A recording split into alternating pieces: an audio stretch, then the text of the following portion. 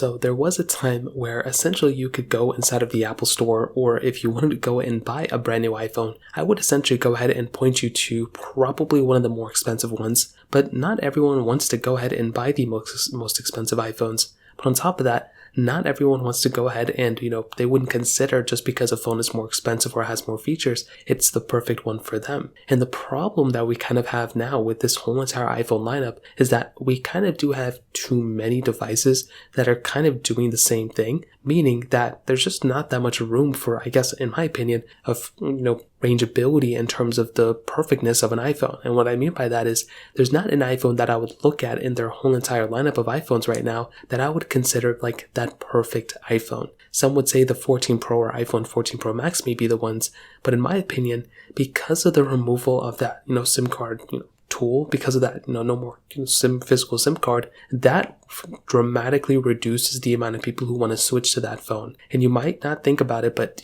personally for me, I have my iPhone 14 Pro and I still have not switched over to that phone because I don't want to go ahead and deal with the SIM card, even though I've kind of done it with some other phones. It's just an annoying process, and that can be kind of a deal breaker for some people. So that is the one thing.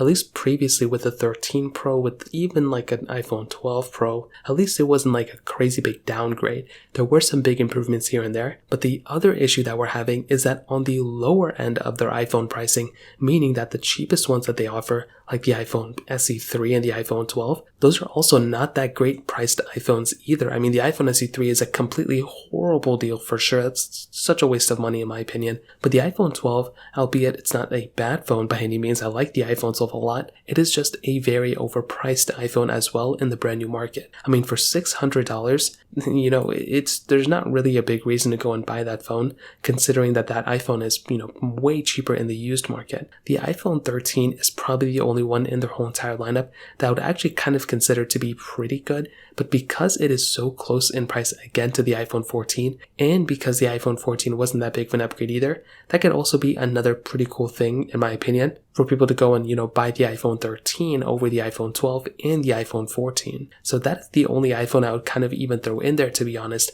But even that iPhone has its, little issues, not issues, but it's just kind of overpriced in the brand new market as well. So previously last year, we had the iPhone 11 at $499.